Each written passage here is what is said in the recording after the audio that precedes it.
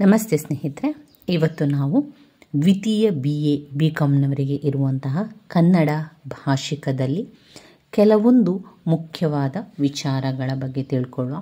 ಒಂದೇ ವಿಡಿಯೋದಲ್ಲಿ ಸಾಧ್ಯ ಆದಷ್ಟು ಈ ಕನ್ನಡದ ವಿಚಾರದ ಬಗ್ಗೆ ಇದರಲ್ಲಿ ನಾವು ತಿಳಿತಾ ಹೋಗುವ. ಸ್ನೇಹಿತರೆ, ನೀವು ಈಗಾಗಲೇ ತಿಳ್ಕೊಂಡಿರುವಂತೆ ಇದರಲ್ಲಿ ಎರಡು ಪುಸ್ತಕಗಳು, ಒಂದು ಸವಿಸ್ತರ ಮತ್ತೊಂದು ಅವಿಸ್ತರ ಪುಸ್ತಕ. ಬ್ಲಾಕ್ 1, 2ರಲ್ಲಿ ಪ್ರಾಚೀನ ಕನ್ನಡ ಕಾವ್ಯ ಸಣ್ಣ ಕಥೆಗಳಿರುವಂಥದ್ದು, ಆಮೇಲೆ ಮತ್ತೊಂದು ಪುಸ್ತಕದಲ್ಲಿ ಗದ್ಯ ಸಂಪದ ಮತ್ತು ವಿಮರ್ಶೆ ಇರುವಂಥದ್ದು. ಈಗಾಗಲೇ ತಿಳ್ಕೊಂಡಿರುವಂತೆ ನೀವು ಪ್ರಶ್ನೆ ಪತ್ರಿಕೆಯನ್ನು ಕೂಡ ನೋಡಿದ್ದೀರಲ್ವ. ಈ ಪ್ರಶ್ನೆ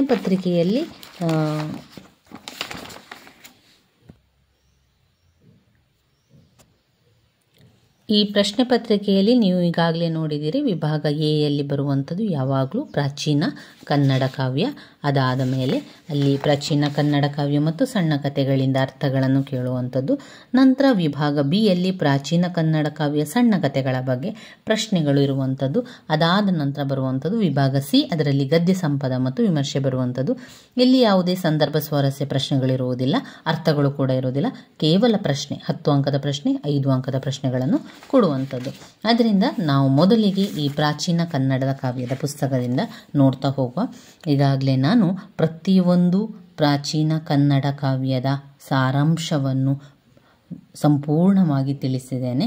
ಯಾರೆಲ್ಲ ಅದನ್ನು ನೋಡ್ಕೊಳ್ಳಿಲ್ವೋ ಆ ವಿಡಿಯೋವನ್ನು ನೋಡ್ಕೊಳ್ಳಿ, ಅದು ಪ್ಲೇ ಲಿಸ್ಟಲ್ಲಿ ಹಾಕಿದ್ದೇನೆ. ತುಂಬ ಜನ ಕೇಳ್ತಾ ಇದ್ರಿ, ಪ್ಲೇ ಲಿಸ್ಟ್ ಎಲ್ಲಿದೆ, ಪ್ಲೇ ಲಿಸ್ಟನ್ನು ಹೇಗೆ ಓಪನ್ ಮಾಡೋದು ಅಂತ ತುಂಬ ಜನರಿಗೆ ಗೊತ್ತಿಲ್ಲ. ನೀವೇನು ಮಾಡಬೇಕು ಅಂದರೆ ಸ್ವರ್ಣ ಅಕಾಡೆಮಿ ಚಾನಲಿಗೆ ಹೋಗಿ ಅಲ್ಲಿ ವ್ಯೂ ಚಾನಲ್ ಅಂತ ನೋಡ್ಕೊಳ್ಳಿ. ಅಲ್ಲಿ ಮೇಲ್ಗಡೆಯಲ್ಲಿ ವಿಡಿಯೋ, ಶಾರ್ಟ್ ಆ ರೀತಿಯ ಒಂದು ಆಪ್ಷನ್ ಇರ್ತದೆ ನೋಡಿ. ಮೇಲೆ ಹೋಮ್, ವಿಡಿಯೋ, ಶಾರ್ಟ್ ಅಂತೆಲ್ಲ ಇರ್ತದಲ್ಲ, ಅದೇ ಸಾಲಲ್ಲಿ ಪ್ಲೇ ಲಿಸ್ಟ್ ಅಂತ ಕೂಡ ಇದೆ ನೋಡಿ. ಪ್ಲೇ ಲಿಸ್ಟ್ ಅಂತ ಇದೆ. ಆ ಪ್ಲೇ ಲಿಸ್ಟನ್ನು ಓಪನ್ ಮಾಡಿದರೆ ಬೇರೆ ಬೇರೆ ವಿಷಯಗಳು ಅಲ್ಲಿ ಕನ್ನಡ, ಸಮಾಜಶಾಸ್ತ್ರ, ರಾಜ್ಯಶಾಸ್ತ್ರದ ಎಲ್ಲ ವಿಷಯಗಳು ಕೂಡ ಅಲ್ಲಿ ನಾನು ಹಾಕಿದ್ದೇನೆ. ಅದನ್ನು ನೀವು ಕನ್ನಡದಲ್ಲಿ ಓಪನ್ ಮಾಡಿದರೆ ಸುಮಾರು ವಿಡಿಯೋಸ್ಗಳು ಅದರಲ್ಲಿದೆ. ಎಲ್ಲ ಕಾವ್ಯಗಳ ಸಾರಾಂಶ, ಸಣ್ಣ ಕಥೆಗಳ ಬಗ್ಗೆ, ಹಾಗೆ ಗದ್ಯ ಸಂಪದ ಎಲ್ಲವನ್ನು ಕೂಡ ನಾನು ಅದರಲ್ಲಿ ವಿಡಿಯೋವನ್ನು ಮಾಡಿದೆ, ಅದರಲ್ಲಿ ಇದೆ. ಅದನ್ನು ನೋಡಿಕೊಳ್ಳಿ. ಸಮಯಾವಕಾಶ ಇದ್ದರೆ ಪ್ರತಿಯೊಂದರ ಸಾರಾಂಶವನ್ನು ಸರಿಯಾಗಿ ತಿಳ್ಕೊಳ್ಳಿ ಸ್ನೇಹಿತರೆ. ನಾವು ಇಲ್ಲಿ ಕೃಷ್ಣ ಸಂಧಾನ ಮೊದಲಿಗೆ ಅದರನ್ನೆಲ್ಲ ನೋಡ್ತಾ ಹೋಗುವ. ಕೃಷ್ಣ ಸಂಧಾನ ಯಾವ ವಿಚಾರದ ಬಗ್ಗೆ ಇಲ್ಲಿ ಮಾತನಾಡ್ತಾ ಇದ್ದಾರೆ ಅಂದರೆ, ಇಲ್ಲಿ ಪಾಂಡವರು 12 ವರ್ಷ ವನವಾಸವನ್ನು ಮಾಡಿ 1 ವರ್ಷ ಅಜ್ಞಾತವಾಸವನ್ನು ಪೂರೈಸಿ ರಾಜ್ಯವನ್ನು ಮರಳಿ ಪಡೆಯಬೇಕು ಅಂತ ಹೇಳಿ ಅವರು ಬರ್ತಾ ಇರ್ತಾರೆ. ಆದರೆ ಕೌರವರು ಅದನ್ನು ಕೊಡಲಿಕ್ಕೆ ಒಪ್ಪೋದಿಲ್ಲ. ಒಪ್ಪೋದಿಲ್ಲದಂಥ ಸಂದರ್ಭದಲ್ಲಿ ಸಂಧಾನವನ್ನು ಮಾಡಲಿಕ್ಕೆ ಕೃಷ್ಣನನ್ನು ಕಳಿಸುವಂಥದ್ದು. ಸಂಧಾನ ಕಾರ್ಯವನ್ನು ಮಾಡಿ ಬರಬೇಕು, ನಮಗೆ ನಮ್ಮ ರಾಜ್ಯವನ್ನು ಕೊಡಬೇಕು, ನಾವು ಅದರಲ್ಲಿ ರಾಜ್ಯಭಾರವನ್ನು ಮಾಡ್ತಾ ಇರ್ತೇವೆ, ಸ್ವಲ್ಪ ಆದರೂ ಕೂಡ ನಮಗೆ ಸಿಗಬೇಕು ಎನ್ನುವಂಥದ್ದನ್ನು ಅವರು ಕೇಳ್ತಾರೆ. ಯಾಕಂದರೆ ಅದು ಅವರ ಜಾಗ, ಅದು ಅವರ ರಾಜ್ಯ ಆಗಿತ್ತು. ಆದರೆ ಆಟದಲ್ಲಿ ಸೋತು ಅವರು ಸೋತಾಗ ಆ ಆಟದ ನಿಯಮದಂತೆ ಕಾಡಿಗೆ ಹೋಗುವಂಥದ್ದು. ಮೋಸದ ಆಟದಲ್ಲಿ ಪಾಂಡವರು ಮೋಸದ ಜೂಜಿನಲ್ಲಿ ಸೋತು ಅದರಲ್ಲಿ ಇದ್ದಂತೆ ವನವಾಸ, ಅಜ್ಞಾತವಾಸವನ್ನು ಪೂರ್ಣಗೊಳಿಸಿ ಬಂದಾಗ ಕೌರವರು ಅದನ್ನು ಕೊಡಲಿಕ್ಕೆ ಒಪ್ಪುವುದಿಲ್ಲ. ಅಂಥ ಸಂದರ್ಭದಲ್ಲಿ ಕೃಷ್ಣನನ್ನೇ ದೂತ ಕಾರ್ಯಕ್ಕೆ ಕಳಿಸ್ತಾರೆ. ಕೃಷ್ಣ ಸಂಧಾನಕಾರಕನಾಗಿ ಹಸ್ತಿನಾವತಿಗೆ ಹೋಗ್ತಾರೆ. ಅಲ್ಲಿ ವಿದುರನ ಮನೆಯಲ್ಲಿ ಇದ್ದು ಅಲ್ಲಿ ಆತಿಥ್ಯವನ್ನು ಸ್ವೀಕರಿಸಿ ನಂತರ ಕೃಷ್ಣ ದುರ್ಯೋಧನನ ಆಸ್ಥಾನಕ್ಕೆ ಹೋಗಿ ಅಲ್ಲಿ ದುರ್ಯೋಧನ ಜೊತೆ ಮಾತನಾಡ್ತಾನೆ. ಆರಂಭದಲ್ಲಿ ಸ್ವಾಗತವನ್ನು ಮಾಡಿದಂತಹ ದುರ್ಯೋಧನ ನಂತರ ಅವನು ಕೋಪಗೊಳ್ಳುವಂಥದ್ದನ್ನು ಇಲ್ಲಿ ಕಾಣಬಹುದು. ರಾಜ್ಯವಲ್ಲದಿದ್ದರೆ ನೀನು 5 ಗ್ರಾಮವನ್ನಾದರೂ ಅವರಿಗೆ ಕೊಡು, ಅವರು ರಾಜ್ಯಭಾರವನ್ನು ಮಾಡ್ತಾ ಇರಲಿ, ಪಾಂಡವರಿಗೆ ನೀನು ಕೊಡು ಅಂತ ಕೃಷ್ಣನು ಕೇಳ್ಕೊಳ್ತಾನೆ. ಆದರೆ ಇದರಿಂದ ಕೋಪಗೊಂಡಂಥ ದುರ್ಯೋಧನ, ಗೊಲ್ಲರ ರೀತಿಗೆ ತಕ್ಕಂತೆ ನೀನು ಮಾತನಾಡ್ತಾ ಇದೆಯಾ ಕೃಷ್ಣ, ಸಾಮಭೇದವನ್ನು ಬಳಸಿಕೊಂಡು ಕುಟುಂಬವನ್ನೇ ಛಿದ್ರ ಮಾಡಿಬಿಡುವೆ ಎಂದು ದೂಷಣೆಯನ್ನು ಕೂಡ ಮಾಡ್ತಾನೆ. ಆಗ ಕೃಷ್ಣ ದುರ್ಯೋಧನಿಗೆ ಹೇಳ್ತಾನೆ, ನೋಡು, ಪಾಂಡವರ ಶೌರ್ಯವನ್ನು ನೆನಪಿಸ್ತಾನೆ. ಗಂಧರ್ವರ ಕೈಯಿಂದ ನಿನ್ನನ್ನು ಬಿಡಿಸಿದವರು ಪಾಂಡವರು. ಅರ್ಜುನ ಶಿವನನ್ನೇ ಸೋಲಿಸಿದವನು. ಎಂದು ಆತನ ಗುಣಗಳನ್ನು ಹೊಗಳುತ್ತಾನೆ. ಇದರಿಂದ ದುರ್ಯೋಧನನ ಕೋಪ ಮತ್ತಷ್ಟು ಹೆಚ್ಚಾಗಿ, ಆದರೂ ಕೂಡ ಕೃಷ್ಣ ಬಿಡದೆ ಭೀಮಸೇನ ಮುಂತಾದವರ ಕ್ರೋಧವನ್ನು, ಗೋಗ್ರಹಣದ ಸಂದರ್ಭವನ್ನು ಮತ್ತೆ ನೆನಪಿಸಿ, ನೋಡು ಇದೆಲ್ಲ ಅವರ ಪರಾಕ್ರಮ ಪಾಂಡವರದ್ದು, ನೀನು ಸಂಧಿ ಕಾರ್ಯವನ್ನು ಮಾಡಲಿಕ್ಕೆ ಒಪ್ಪಿಕೋ ಅಂತ ಹೇಳಿದಾಗ ಇನ್ನಷ್ಟು ಕೆರಳಿದಂತಹ ದುರ್ಯೋಧನ ಕೃಷ್ಣನನ್ನು ಮೂದಲಿಸುತ್ತಾ ಆತನ ಮೇಲೆ ತನ್ನ ಶಕ್ತಿ ಪ್ರಯೋಗವನ್ನು ಮಾಡಲಿಕ್ಕೆ ಮುಂದಾಗ್ತಾನೆ, ಅಂದರೆ ಹೊಡಿಲಿಕ್ಕೆ ಬರ್ತಾನೆ. ಅಲ್ಲೇ ತನಕ ತಾಳ್ಮೆಯಲ್ಲಿದ್ದಂತಹ ವಿದುರನು ದುರ್ಯೋಧನನ ರಕ್ಷಣೆಗೆ ಎಂದು ಇರಿಸಿದ್ದಂತಹ ಬಿಲ್ಲನ್ನು ಸಭೆಯಲ್ಲಿಯೇ ಮುರಿದು ಹಾಕ್ತಾನೆ. ಕೃಷ್ಣ ಅಲ್ಲಿಯೇ ಏನು ಮಾಡ್ತಾನೆ, ಆ ಕ್ಷಣದಲ್ಲಿ ರೌದ್ರಾವತಾರವನ್ನು ತಾಳಿ ವಿಶ್ವರೂಪ ದರ್ಶನ ಅಂದರೆ ವಿಷ್ಣುವಿನ ದರ್ಶನವನ್ನೇ ನೀಡ್ತಾನೆ. ಸಭೆಯಲ್ಲಿದ್ದ ಎಲ್ಲರಿಗೂ ಕೂಡ ಒಂದು ರೀತಿಯ ಮಾಯೆ, ವೈಷ್ಣವ ಮಾಯೆಯಲ್ಲಿ ಅವರು ಒಂದು ಮುಸುಕಿನಲ್ಲಿ ಇರ್ತಾರೆ. ಕೃಷ್ಣ ತನ್ನನ್ನು ಸ್ತುತಿಸಿದ ಧೃತರಾಷ್ಟ್ರನಿಗೆ ದಿವ್ಯ ದೃಷ್ಟಿಯನ್ನು ಪಾಲಿಸಿ ವಿದುರನ ಮನೆಗೆ ತೆರಳುತ್ತಾನೆ. ಇವಿಷ್ಟು ಸಂಧಾನ ಕಾರ್ಯದಲ್ಲಿ ಆದಂತಹ ವಿಚಾರ ಆಗಿದೆ. ಇದಾದ ನಂತರ ಬರುವಂಥದ್ದು ದುರ್ಯೋಧನನ ವಿಲಾಪ. ದುರ್ಯೋಧನನ ವಿಲಾಪ ಕಾವ್ಯವನ್ನು ಬರೆದವರು ರನ್ನ. ಇಲ್ಲಿ ಏನಾಯಿತು ದುರ್ಯೋಧನನ ವಿಲಾಪದಲ್ಲಿ? ಇದೆಲ್ಲ ನೀವು ಸಾರಾಂಶವನ್ನು ಸ್ವಲ್ಪ ತಿಳ್ಕೊಂಡ್ರೆ ಸಾಕಾಗ್ತದೆ. ಇಲ್ಲಿ ದುರ್ಯೋಧನ ಸಂಜಯನೊಡನೆ, ಇದು ಕುರುಕ್ಷೇತ್ರ ಯುದ್ಧ ಆಗ್ತಾ ಇದೆ. ಆ ಕುರುಕ್ಷೇತ್ರ ಯುದ್ಧದಲ್ಲಿ ಕೌರವರು ತುಂಬ ಜನ ಕೌರವರು ಮರಣವನ್ನಪ್ತಾರೆ. ಇಲ್ಲಿ ದುರ್ಯೋಧನನೇನು ಮಾಡ್ತಾನೆ, ದುರ್ಯೋಧನ ಈಗ ರಣರಂಗಕ್ಕೆ ಹೋಗ್ತಾ ಇದ್ದಾನೆ. ಎಲ್ಲರೂ ಸಾವನ್ನಪ್ಪಿದ್ದಾರೆ ಎಂದು ಸುದ್ದಿ ಬರ್ತದಲ್ವ, ಆ ತಕ್ಷಣ ಅವನೇನು ಮಾಡ್ತಾನೆ, ಸಂಜಯನೊಡನೆ ರಣರಂಗಕ್ಕೆ ಬರ್ತಾ ಇರ್ತಾನೆ. ದ್ರೋಣರನ್ನು ಕಂಡು ಅವರ ಈ ಸ್ಥಿತಿಗೆ ಮರುಗಿ ಅವರ ಪಾದಗಳಿಗೆ ನಮಸ್ಕರಿಸ್ತಾರೆ. ಅಲ್ಲಿಂದ ಮುಂದೆ ಇದ್ದಂತಹ ಅಭಿಮನ್ಯುವಿನ ಶವವನ್ನು ನೋಡಿ ಆತನ ಪರಾಕ್ರಮವನ್ನು ಪ್ರಶಂಸಿಸಿ ಅವನಂತಹ ವೀರಮರಣ ನನಗೂ ಲಭಿಸಲಿ ಎಂದು ಪ್ರಾರ್ಥನೆಯನ್ನು ಮಾಡ್ತಾನೆ. ಚಕ್ರವ್ಯೂಹವನ್ನು ಹೊಕ್ಕು ಹೋರಾಡಿದ ಆ ಸಿಂಹ ಸಾಹಸನನ್ನು ಮೆಚ್ಚಿ ಕೈ ಮುಗಿದು ಮುಂದೆ ಬರುವಾಗ ಸತ್ತು ಬಿದ್ದಿದ್ದಂತಹ ದುರ್ಯೋಧನನ ಮಗ ಲಕ್ಷ್ಮಣನನ್ನು ನೋಡಿ ತುಂಬನೇ ದುಃಖ ಪಡ್ತಾನೆ. ನನಗಿಂತ ಮೊದಲೇ ನೀನೇಕೆ ಹೋದೆ ಎಂದು ಕಂಬರಿಗರೆಯುತ್ತಾನೆ. ಮುಂದೆ ದುಶ್ಯಾಸನನ ಕಳೇಬರವನ್ನು ಕಂಡಂತಹ ದುರ್ಯೋಧನನ ದುಃಖ ಮರುಕಳಿಸಿತು. ಆತನನ್ನು ಕೊಂದು ಬದುಕಿರುವಂತಹ ಭೀಮನನ್ನು ಕೊಲ್ಲದೆ ನಾನು ಬಿಡುವುದಿಲ್ಲ. ನಿನ್ನ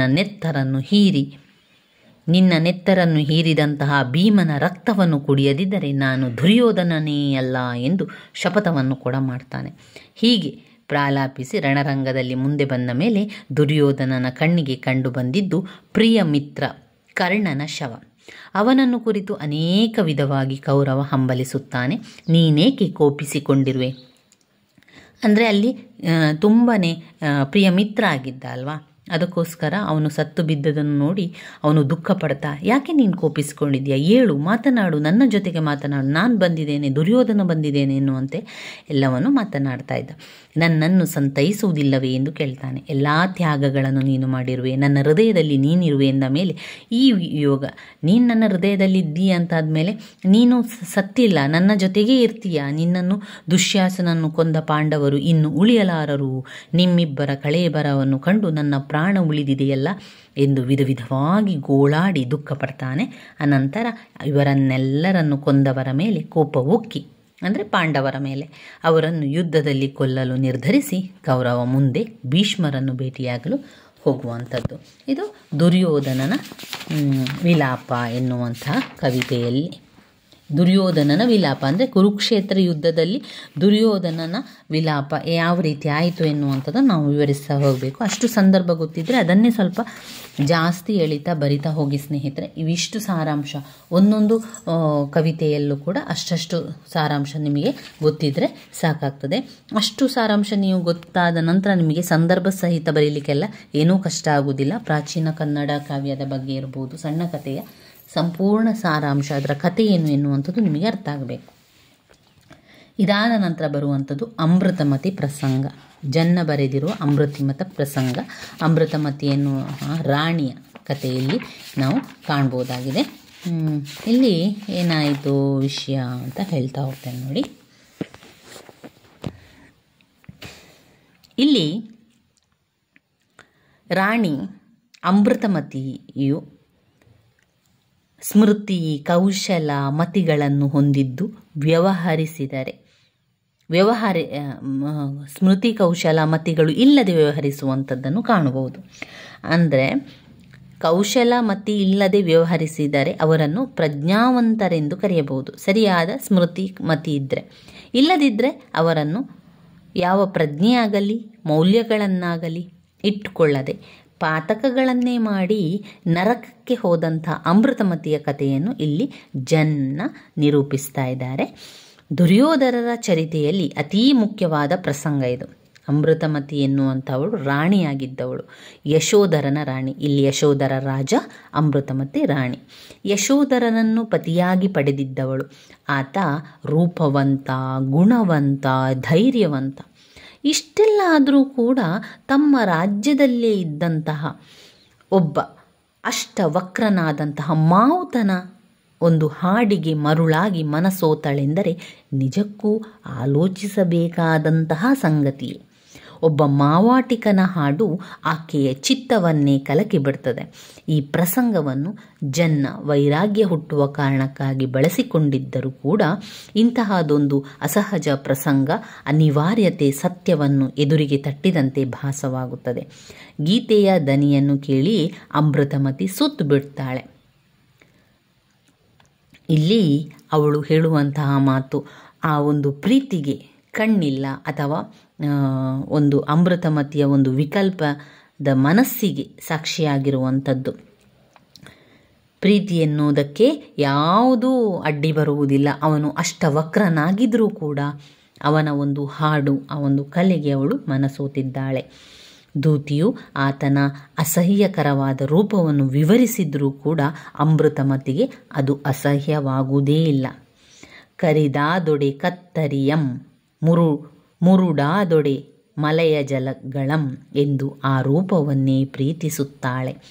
ತಾನು ತಡವಾಗಿ ಹೋದುದಕ್ಕಾಗಿ ಹೊಡೆದಂತಹ ಆ ಮಾವಾಟಿಕನ ಕಾಲ ಮೇಲೆ ಬಿದ್ದು ನನ್ನನ್ನು ಕ್ಷಮಿಸು, ಜನ್ನನ ಕಾವ್ಯ ಕೌಶಲ್ಯ ಚಿತ್ರವೊಂದನ್ನು ಕಣ್ಮುಂದೇ ಹರವಿದಂತಾಗ್ತದೆ. ತಾನು ದೊರೆಯೊಡನಿದ್ದ ಕಾರಣ ಬರುವುದು ತಡವಾಯಿತು ಅಂತ ಅಮೃತಮತಿ ಕ್ಷಮೆ ಕೇಳಿದಾಗ ಪ್ರಪಂಚದ ಗಂಡಸರೆಲ್ಲ ನನಗೆ ಸೋದರರೆಂದು ಯಶೋಧರನ ಪ್ರಜ್ಞಾವಂತ ಮನಸ್ಸಿಗೆ ಅದು ಆಘಾತ ಆಗ್ತದೆ. ಇಲ್ಲಿ ಅಮೃತಮತಿಯು ತಡವಾಗಿ ಬರ್ತಾಳೆ, ಮಾವಾಟಿಕ ಅವನಿಗೆ ಹೊಡಿತಾನೆ, ಆವಾಗ ಕಾಲಿಗೆ ಬಿದ್ದು ಕ್ಷಮೆ ಕೇಳ್ತಾಳೆ. ಹಾಗೆ ಲೋಕದಲ್ಲಿರುವ ಗಂಡಸರೆಲ್ಲ ನನಗೆ ಸಹೋದರರು, ಯಾರು ಕೂಡ ನಾನು ಎಲ್ಲರನ್ನೂ ಸಹೋದರ ಎಂದು ಭಾವಿಸಿದ್ದೇನೆ ಅಂತ ಅವಳು ಹೇಳ್ತಾಳೆ. ಇದರಿಂದ ಅವಳನ್ನೇ ಹಿಂಬಾಲಿಸಿದಂಥ ಯಶೋಧರನು ಅದನ್ನು ಕೇಳಿ ಮನಸ್ಸಿಗೆ ತುಂಬ ನೋವು ಪಡ್ತಾನೆ. ಆದರೂ ಅವರನ್ನು ಆ ಕ್ಷಣದಲ್ಲಿ ಕೊಲ್ಲಬೇಕು ಅಂತ ಅವನಿಗೆ ಅನ್ನಿಸ್ತದೆ. ಆದರೂ ಕೊಲ್ಲದೆ ಮುಕ್ತಿಯೆಡೆ ಆಲೋಚಿಸುವ ಉತ್ತಮ ವ್ಯಕ್ತಿಯಾಗಿ ಯಶೋಧರನ್ ಇಲ್ಲಿ ಕಾಣಿಸ್ಕೊಳ್ತಾನೆ. ಅವಳನ್ನು ಪರೀಕ್ಷಿಸಬೇಕೆಂದೇ ರಾಜ ಮರುದಿನ ಅವಳನ್ನು ನೈದಿಲೆಯ ಹೂವಿನಿಂದ ಹೊಡೆತಾನೆ. ಅದನ್ನು ಸಹಿಸದ ಅಮೃತಮತಿ ಮೂರ್ಛೆ ಕೂಡ ಹೋಗ್ತಾಳೆ. ಆಗ ಅವನು ಹೇಳ್ತಾನೆ, ಇಂದು ನಿನಗೆ ಬಂದ ಒಂದು ರೀತಿಯ ನೋವು ಸಾವು ಹೇಗೂ ದೈವದಿಂದ ಪರಿಹಾರವಾಯಿತು, ಆದರೆ ಈ ನೈದಿಲೆ ನಿನಗೆ ಸಾವಾಯಿತು ಎಂದು ಸೂಕ್ಷ್ಮವಾಗಿ ಹಿಂದಿನ ರಾತ್ರಿಯ ಸಂಗತಿಯನ್ನು ಯಶೋಧರ ಸೂಚಿಸಿದಾಗ ಅಮೃತಮತಿಗೆ ಅದರ ಅರಿವಾಗ್ತದೆ. ಯಶೋಧರ ತಾಯಿಯ ಬಳಿ ಸೂಕ್ಷ್ಮವಾಗಿ ಕನಸಿನ ರೂಪದಲ್ಲಿ ಹೊಂದಾವರಿ ಕೊಳದ ಹಂಸ ಕೊಳೆತ ತಾವರೆಯ ಕೊಳದಲ್ಲಿ ಆಡುತ್ತಿತ್ತು ಅಂತ ಅಮ್ಮನ ಜೊತೆಗೆ ಹೇಳ್ತಾನೆ. ಅದಕ್ಕೆ ಅಮ್ಮ ಅದಕ್ಕೆ ಪರಿಹಾರವಾಗಿ ಬಲಿಯನ್ನು ಕೊಡಲು ಹೇಳುತ್ತಾಳೆ. ಹಿಟ್ಟಿನ ಕೋಳಿಯನ್ನು ಮಾಡಿ ಹಿಟ್ಟಿನ ಕೋಳಿಯ ಚಂದವನ್ನು ನೋಡಿ ಬೆಂತರ ಸೇರಿ ಆ ಕೋಳಿಯನ್ನು ಕೊಂದಾಗ ಅದರಲ್ಲಿ ಹೊರಬರ್ತದೆ. ಹಿಟ್ಟಿನ ಕೋಳಿಯನ್ನು ಮಾಡಿಟ್ಟಿರ್ತಾನೆ ರಾಜ ಯಶೋಧರ. ಅದರೊಳಗೆ ಒಂದು ಪಿಶಾಚಿ, ಬೆಂತರ ಅಂದರೆ ಪಿಶಾಚಿ ಅರ್ಥದಲ್ಲಿ ಬರ್ತದೆ ಸ್ನೇಹಿತರೆ. ಬೆಂತರ ಅಂದರೆ ಪಿಶಾಚಿ ಬಂದು ಕೂತ್ಕೊಳ್ತದೆ. ನಂತರ ಆ ಹಿಟ್ಟಿನ ಕೋಳಿಯನ್ನು ಕಟ್ ಮಾಡುವಾಗ ಅದರಿಂದ ಆ ಪಿಶಾಚಿ ಬೊಬ್ಬೆ ಓಡ್ತಾ ಹೋಗುವಂಥದ್ದು. ಆಗ ಯಶೋಧರನಿಗೆ ನಾನು ಹಿಂಸೆ ಮಾಡಿದೆ ಎನ್ನುವಂಥವನಿಗೆ ಅನಿಸಿ ರಾಜ್ಯವನ್ನೇ ತ್ಯಜಿಸಿ ಹೋಗ್ತಾನೆ. ತಾಯಿಯ ಮೋಹ, ಪತ್ನಿಯ ಮೋಸ ನಡುವೆ ಸಿಕ್ಕಿ ತೊಳಲಾಡುವ ಯಶೋಧರನ ಚಿತ್ರಣ ಜನ್ನನಲ್ಲಿ ಸಂಘರ್ಷಗಳ ಪ್ರತಿಮೆಯಾಗಿ ಮೂಡಿಬರುವಂಥದ್ದು ಕಾಣ್ಬೋದು. ಇನ್ನು ಬರುವಂತಹ ಕವಿತೆ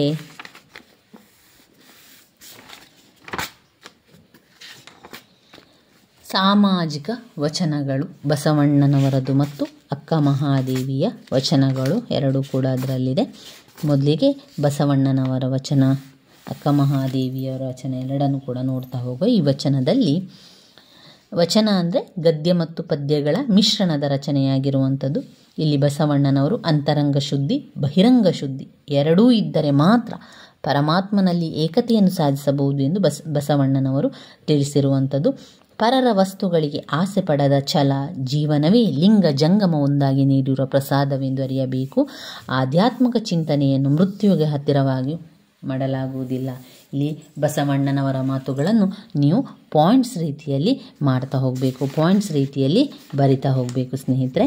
ಬಸವಣ್ಣನವರ ಎಲ್ಲ ವಚನಗಳ ಉದ್ದೇಶ ಒಂದು ಸಮಾಜವನ್ನು ಸುಂದರ ಮತ್ತು ಸದೃಢವಾಗಿಗೊಳಿಸುವಂಥದ್ದು, ಪ್ರತಿಯೊಬ್ಬ ವ್ಯಕ್ತಿಯ ಅಂತರಂಗವನ್ನು ಶೋಧನೆಗೊಳಪಡಿಸುವುದು. ದೇಹವನ್ನು ಶಿವನ ಮನೆಯೆಂದೇ ತಿಳಿದಿರುವವರು ಅದನ್ನು ಎಲ್ಲ ಸಮಯದಲ್ಲೂ ಶುಚಿಯಾಗಿರುವ ಪ್ರಯತ್ನ ಮಾಡುತ್ತಾರೆ ಅಂತ ಹೇಳುವಂಥದ್ದು. ಕಳ್ಳತನ, ಕೊಲೆ, ಸುಳ್ಳು, ಕೋಪ ಎನ್ನುವಂಥ ಅಹಂಕಾರದ ಬಣ್ಣನೆ ಇದ್ಯಾವುದು ಬೇಡ ಎನ್ನುವಂಥದ್ದನ್ನು ಅವರು ವಿವರಿಸ್ತಾ ಹೋಗ್ತಾರೆ. ಮೂಢನಂಬಿಕೆಯನ್ನು ಅವರು ಅಲ್ಲಗಳೆಯುವಂಥದ್ದನ್ನು ಕೂಡ ಕಾಣ್ಬೋದು. ಇಲ್ಲಿ ಮೂಢನಂಬಿಕೆಗಳು, ಶ್ರೀಮಂತಿಕೆಯ ಅಹಂಕಾರಗಳನ್ನು ತೆರೆದು ಸದ್ಗುಣರಾಗಬೇಕು, ದೇಹ ಮತ್ತು ಮನಸ್ಸು ಸುಸ್ಥಿತಿಯಲ್ಲಿರಬೇಕು, ಅದನ್ನೆಲ್ಲ ನಾವು ಪಾಯಿಂಟ್ಸ್ ರೀತಿಯಲ್ಲಿ ಅದಕ್ಕೆ ಹಾಕಿದ್ರೆ ಆಯಿತು. ಬಸವಣ್ಣನವರ ಬಗ್ಗೆ ಬರೆಯುವಾಗ ಅಕ್ಕ ಮಹಾದೇವಿಯವರ ಬಗ್ಗೆ ಬರೆಯುವಾಗ ಇಲ್ಲಿ ಅಕ್ಕ ಮಹಾದೇವಿಯ ಬಗ್ಗೆ ಇದೆ ನೋಡಿ. ಅಕ್ಕ ಮಹಾದೇವಿಯು ವಚನಗಾರರಲ್ಲಿ, ಸ್ತ್ರೀಯರಲ್ಲಿ ಅಥವಾ ಶಿವಶರಣೆಯಲ್ಲಿ ಅಕ್ಕ ಮಹಾದೇವಿಯು ವಚನಗಾರ್ತಿಯಾಗಿದ್ದಾರೆ. ಇವರು ಉಡುತಡಿಯಲ್ಲಿ ಜನ್ಮವನ್ನು ತಾಳ್ತಾರೆ. ಇವರು ರಾಜ ಕೌಶಿಕನನ್ನು ಮದುವೆ ಕೂಡ ಆಗ್ತಾರೆ. ತಂದೆ ನಿರ್ಮಲ ಶೆಟ್ಟಿ, ತಾಯಿ ಸುಮತಿ. ಶಿವಾಚಾರದ ಕುಟುಂಬದಲ್ಲಿ ಅಂದರೆ ಶಿವ ಆರಾಧನೆ ಮಾಡುವಂತಹ ಕುಟುಂಬದಲ್ಲಿ ಜನಿಸಿದಂತಹ ಅಕ್ಕ ಮಹಾದೇವಿ ತುಂಬನೇ ರೂಪವಂತೆ, ಆಕರ್ಷಿತವಾದಂತಹ ಗುಣ, ಆಕರ್ಷಣೆಯನ್ನು ಹೊಂದಿದ್ಲು. ರಾಜ ಕೌಶಿಕನನ್ನು ವಿವಾಹವಾಗ್ತಾಳೆ. ಶಿವನನ್ನೇ ಪತಿಯನ್ನಾಗಿ ಭಾವಿಸಿದ್ದ ಅಕ್ಕ ವೈವಾಹಿಕ ಬಂಧವನ್ನು ಕಡಿದುಕೊಂಡು ಕೇಶಾಂಬರಿಯಾಗಿ ಅರಮನೆಯಿಂದ ಹೊರಬರ್ತಾಳೆ. ಸ್ತ್ರೀಯೊಬ್ಬಳು ಇಂತಹ ನಿರ್ಧಾರಕ್ಕೆ ಬರುವುದು ಆ ಕಾಲದಲ್ಲಿ ನಡೆದ ಅಪರೂಪದ ಘಟನೆ ಕೂಡ ಆಗಿತ್ತು. ಜೊತೆಗೆ ಅಕ್ಕ ಮಹಾದೇವಿಯ ಜೀವನದಲ್ಲಿ ವಿಚಾರ ಸ್ವತಂತ್ರಕ್ಕಾಗಿ ತೆಗೆದುಕೊಂಡ ಅತಿದೊಡ್ಡ ನಿರ್ಧಾರ. ಮಲ್ಲಿಕಾರ್ಜುನನನ್ನು ಅರಸುತ್ತಾ ಅಕ್ಕ ಮಹಾದೇವಿಯು ಕಲ್ಯಾಣಕ್ಕೆ ಬರುತ್ತಾಳೆ. ಅಲ್ಲಿ ಅನುಭವ ಮಂಟಪದಲ್ಲಿ ಅವಳೆದುರಿಸಿದ ಪ್ರಶ್ನೆಗಳು, ಅದಕ್ಕೆ ನೀಡಿದ ಉತ್ತರಗಳು, ಅವಳ ಚಿಂತನೆಯ ಔನ್ನತ್ಯ ಸಮಾಜದ ವ್ಯವಸ್ಥೆ ಆಕೆ ಎದುರಿಸಬಹುದಾದ ರೀತಿಯನ್ನು ಸಾರ್ತದೆ. ಎಲ್ಲ ಶಿವ ಶರಣರಿಂದ ಮಾನ್ಯತೆ ಪಡೆದ ಅಕ್ಕ ಮಹಾದೇವಿ ಕಲ್ಯಾಣದಿಂದ ಕದಳಿಗೆ ಹೋಗಿ ಅಲ್ಲಿಯೇ ಶಿವನಲ್ಲಿ ಐಕ್ಯಳಾಗುತ್ತಾಳೆ. ಅಕ್ಕ ಮಹಾದೇವಿಯು ಶ್ರೇಷ್ಠ ಕವಿಯತ್ರಿ, ವಚನಗಾರ್ತಿ. ಜೀವನದಲ್ಲಿ ಆಕೆ ಕಂಡ ಅಥವಾ ಸಮಾಜದ ಎಲ್ಲ ಹೆಂಗಳೆಯರ ನೋವು, ನಲಿವು, ಆಧ್ಯಾತ್ಮಿಕ ನಿಲುವುಗಳು, ಶರಣಗತಿ, ಲಿಂಗಪತಿ ಎನ್ನುವ ಭಾವಗಳು ಆಕೆಯ ವಚನದಲ್ಲಿ ಸ್ಪಷ್ಟವಾಗಿ ವ್ಯಕ್ತವಾಗಿದೆ. ಅಕ್ಕ ಮಹಾದೇವಿಯ ರಚಿಸಿದಂತಹ ವಚನಗಳು ಭಾವಗಳ ತೀವ್ರತೆ, ಆಕೆ ಕಂಡ ಶಿವದರ್ಶನ, ಅನುಭವ, ಅಂತರಂಗಗಳು ಆಕೆಯ ವಚನದಲ್ಲಿ ದರ್ಶನ ನೀಡಿ ವಚನ ಸಾಹಿತ್ಯದಲ್ಲಿ ವಿಶೇಷವಾದ ಮತ್ತು ಪ್ರತ್ಯೇಕವಾದ ಸ್ಥಾನ ದೊರಕಿಸಿಕೊಡುತ್ತದೆ. ಇಲ್ಲಿ ಬಸವಣ್ಣನವರ ಒಂದು ಬಗ್ಗೆ ನೀವು ಬರೀಬೇಕಾದ್ರೆ, ಶರಣರೆಂದರೆ ಶಿವನಲ್ಲಿ ಸದಾ ಶರಣಾಗಿರಬೇಕು, ಆಮೇಲೆ ಮೂಢನಂಬಿಕೆಗಳನ್ನು ಬಿಡಬೇಕು, ತಾರತಮ್ಯ ಮಾಡಬಾರ್ದು, ಬಡವರು ಶ್ರೀಮಂತರು ಎಂಬ ತಾರತಮ್ಯವನ್ನು ಮಾಡಬಾರ್ದು, ದೇಹವೇ ದೇಗುಲ, ಕಾಯಕವನ್ನೇ ಮಾಡಬೇಕು, ಕಳ್ಳತನ ಮಾಡಬಾರ್ದು, ಕೊಲೆ ಮಾಡಬಾರ್ದು, ಅದೆಲ್ಲ ಕೂಡ ನಾವು ಬಸವಣ್ಣನವರ ವಚನಗಳಲ್ಲಿ ಬರೀಬೇಕಾದ್ರೆ ಹಾಕಬೇಕಾಗ್ತದೆ. ಇನ್ನು ಅಕ್ಕ ಮಹಾದೇವಿಯು ಯಾವತ್ತೂ ಶಿವನನ್ನು ಆರಾಧ್ಯ ಮಾಡಿದ್ದು, ಶಿವನೇ ತನ್ನ ಪತ್ನಿ ಎಂದು ಭಾವಿಸಿದವಳು. ಅಕ್ಕ ಮಹಾದೇವಿ ಭಕ್ತಿ ಮಾರ್ಗವನ್ನು ಹಿಡಿದು ಶಿವನನ್ನು ಕಂಡ ಮಹಾಯೋಗಿನಿ. ರಾಜವೈಭವ, ಸಂಪತ್ತು, ರೂಪ, ಯೌವನ ಎಲ್ಲವನ್ನು ತ್ಯಜಿಸಿ ಬಿಟ್ಟು ಹೋಗಿ ಆಧ್ಯಾತ್ಮಿಕ ಮಾರ್ಗವನ್ನು ಕಂಡುಕೊಂಡಂತಹ ಶಿವಶರಣೆ ಅಕ್ಕ ಮಹಾದೇವಿ.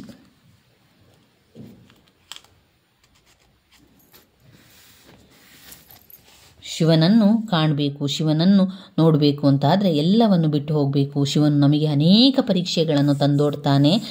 ಪ್ರಾಣಿ ಪಕ್ಷಿಗಳೆಲ್ಲವೂ ಕೂಡ ಭಗವಂತನ ಸೃಷ್ಟಿ ಅಂತ ವಿವರಿಸುವಂಥದ್ದು ಇಲ್ಲಿ ಅಕ್ಕ ಮಹಾದೇವಿ. ತಾಳ್ಮೆ ಸಮಾಧಾನಗಳನ್ನು ಹೊಂದಬೇಕು. ಮಾಯೆಯ ಸಂಸಾರದ ತೆರೆಯನ್ನು ಸರಿಸಿ ಭವವನ್ನು ದಾಟಬೇಕು. ಹಾಗೆ ದಾಟಲು ಅನೇಕ ಅಡ್ಡಿ ಆತಂಕಗಳಿರಬರಬಹುದು. ದೇವರು ನೀಡುವ ಎಲ್ಲ ಪರೀಕ್ಷೆಗಳನ್ನು ಸಾಧನೆಯಿಂದ ಗೆದ್ದು ಲಿಂಗಾಂಗ ಸಾಮರಸ್ಯವನ್ನು ಸಾಧಿಸಿ ಚೆನ್ನಮಲ್ಲಿಕಾರ್ಜುನನಿಗೆ ಶರಣಾಗಬೇಕು ಎಂಬುದು ಅಕ್ಕ ಮಹಾದೇವಿಯವರ ನಿಲುವಾಗಿದೆ. ಇನ್ನು ಬರುವಂಥದ್ದು ಅಭಿಮನ್ಯುವಿನ ಪ್ರಸಂಗ. ಕುಮಾರವ್ಯಾಸ ಬರೆದಿರುವಂತಹ ಅಭಿಮನ್ಯುವಿನ ಪ್ರಸಂಗ.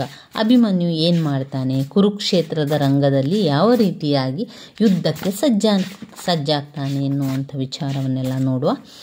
ಅಭಿಮನ್ಯುವಿನ ವಿಚಾರದ ಬಗ್ಗೆ, ಅದರ ಬಗ್ಗೆ ಎಲ್ಲ ಸ್ವಲ್ಪವನ್ನು ತಿಳಿತಾ ಹೋಗುವ. ಸಮಸಪ್ತಕರು ಯುದ್ಧವನ್ನು ಸಾರ್ತಾರೆ. ಯಾವ ಯುದ್ಧ? ಕುರುಕ್ಷೇತ್ರ ಯುದ್ಧ. ಅದೇ ಸಮಯದಲ್ಲಿ ದ್ರೋಣರು ಪದ್ಮವ್ಯೂಹವನ್ನು ರಚಿಸುತ್ತಾರೆ. ಚಕ್ರವ್ಯೂಹ ಅಲ್ಲ, ಇದು ಪದ್ಮವ್ಯೂಹ. ಕೃಷ್ಣನ ಸಲಹೆಯಂತೆ ಅರ್ಜುನ ಸಪ್ತಕರ ಜೊತೆ ಯುದ್ಧಕ್ಕೆ ಹೊರಡುತ್ತಾನೆ. ಇತ್ತ ಅಭಿಮನ್ಯು ಎಲ್ಲರ ಹರಕೆಯನ್ನು ಪಡೆದು ಯುದ್ಧಕ್ಕೆ ಹೋಗುತ್ತಾನೆ. ಸಾರಥಿಯ ಪ್ರಶ್ನೆಗೆ ಅಭಿಮನ್ಯು ನೀಡುವ ಉತ್ತರ ಕೃಷ್ಣ ಅರ್ಜುನನನ್ನೇ ಗೆಲ್ಲುತ್ತೇನೆ ಎಂದು. ರಣರಂಗದಲ್ಲಿ ಕೌರವನ ಎಲ್ಲ ಅತಿರಥ ಮಹಾರಥರು ಸಾವನ್ನಪ್ಪುತ್ತಾರೆ. ಇದನ್ನು ಕಂಡಂತಹ ದುರ್ಯೋಧನನಿಗೆ ಕೋಪ ಬಂದರೂ ಕೂಡ ನಿನ್ನನ್ನು ಹೆತ್ತವರು ಅದೆಷ್ಟು ಪುಣ್ಯವಂತರೆಂದು ಹೊಗಳುತ್ತಾನೆ. ಕರ್ಣ, ದ್ರೋಣ, ಅಶ್ವತ್ಥಾಮರನ್ನೇ ಅಭಿಮನ್ಯು ಸೋಲಿಸಿದ್ದಾನೆಂದರೆ ಮತ್ತೇನು ಮಾಡುವುದು ಎಂದು ಚಿಂತಿಸಿದ ದ್ರೋಣರು ಕರ್ಣನನ್ನು ಕರೆದು ಹಿಂದಿನಿಂದ ಬಂದು ಬಿಲ್ಲನ್ನು ಕತ್ತರಿಸು ಎನ್ನುತ್ತಾರೆ. ಕರ್ಣ ಹಾಗೆ ಮಾಡಿದ ಮೇಲೆ ಅಭಿಮನ್ಯುವಿನ ಯುದ್ಧ ಕಷ್ಟವಾಗುತ್ತದೆ. ಉಳಿದವರೆಲ್ಲರೂ ಸೇರಿ ಕುಮಾರನ ರಥ, ಕುದುರೆ, ಸಾರಥಿ ಎಲ್ಲವನ್ನು ಹೊಡೆದು ಬಿಡುತ್ತಾರೆ. ಅಭಿಮನ್ಯು ಮತ್ತೆ ಕತ್ತಿಯನ್ನು ಹಿಡಿದು ಯುದ್ಧ ಮಾಡುತ್ತಾನೆ. ಕರ್ಣ ಮತ್ತೆ ಅವನ ಕೈಗಳನ್ನು ಕತ್ತರಿಸುತ್ತಾನೆ. ಕೈ ಕಳೆದುಕೊಂಡರೂ ಅಭಿಮನ್ಯು ಸುಮ್ಮನೆ ನಿಲ್ಲುವುದಿಲ್ಲ. ಗಾಡಿಯ ಚಕ್ರಗಳನ್ನು ಮುರಿದು ತೋಳಿಗೆ ಸಿಕ್ಕಿಸಿ ಅದರಿಂದ ಶತ್ರುಗಳನ್ನು ಸದೆಬಡಿಯುತ್ತಾನೆ. ಕೊನೆಗೆ ಅಭಿಮನ್ಯುನನ್ನು ತಿವಿದು ಕೊಲ್ಲುತ್ತಾರೆ. ಇದು ಅಭಿಮನ್ಯುವಿನ ಪ್ರಸಂಗ. ಇನ್ನು ಬರುವಂಥದ್ದು ಪ್ರಭುದೇವರ ರಗಳೆ.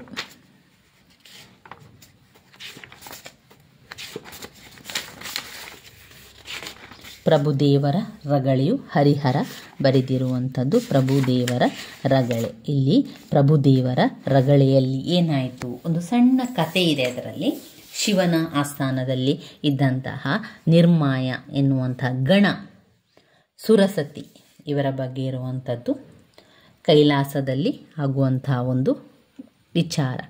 ಶಿವನ ಆಸ್ಥಾನದಲ್ಲಿ ಒಂದು ದಿನ ಎಲ್ಲರೂ ಇರುವಾಗ ನಿರ್ಮಾಯನೆಂಬ ಗಣ ಸುರಸತಿಯನ್ನು ಕಂಡು ಮೋಹಕ್ಕೆ ಒಳಗಾದನು. ಅದನ್ನು ನೋಡಿದಂತಹ ಶಿವ, ನೀವು ಭೂಮಿಗೆ ಹೋಗಿ ಎಲ್ಲ ಸುಖವನ್ನು ಅನುಭವಿಸಿ ಹಿಂದಿರುಗಿ ಬನ್ನಿ ಅಂತ ಕಳಿಸ್ತಾರೆ. ಶಿವಾಲಯದಲ್ಲಿ ಅಂದರೆ ಕೈಲಾಸದಲ್ಲಿ ಶಿವನ ಒಂದು ಆಸ್ಥಾನದಲ್ಲಿ ಗಣಗಳು, ಸುರಸತಿ ಗಣಗಳೆಲ್ಲ ಇರ್ತಾರೆ, ಬೇರೆ ಬೇರೆ ಗಣಗಳು. ಅದರಲ್ಲಿ ನಿರ್ಮಾಯನ್ ಎನ್ನುವಂತಹ ಗಣ ಸುರಸತಿಯನ್ನು ನೋಡುವಂಥದ್ದು, ಪ್ರೀತಿ ಮಾಡುವಂಥದ್ದೆಲ್ಲ ಮಾಡ್ತಾ ಇರ್ತಾರೆ. ಇದನ್ನು ಗುರುತಿಸಿದಂತಹ ಶಿವ ಏನು ಹೇಳ್ತಾರೆ, ನೋಡಿ ಇಲ್ಲಿ ಈ ರೀತಿಯದ್ದೆಲ್ಲ ಮಾಡುವುದಕ್ಕಿಂತ ನೀವು ಭೂಮಿಗೆ ಹೋಗಿ, ಅಲ್ಲಿ ಮನುಷ್ಯ ಜನ್ಮವನ್ನು ತಾಳಿ ಅಲ್ಲಿ ನಿಮ್ಮ ಎಲ್ಲ ಸುಖವನ್ನು ಅನುಭವಿಸಿ ನಂತರ ಇಲ್ಲಿಗೆ ಬನ್ನಿ ಅಂತ ಕಳಿಸ್ತಾನೆ. ಅದರಂತೆ ಇವರಿಬ್ಬರೂ ಕೂಡ ಭೂಮಿಗೆ ಹೋಗಿ ಅಲ್ಲಿ ಜನ್ಮ ತಾಳ್ತಾರೆ.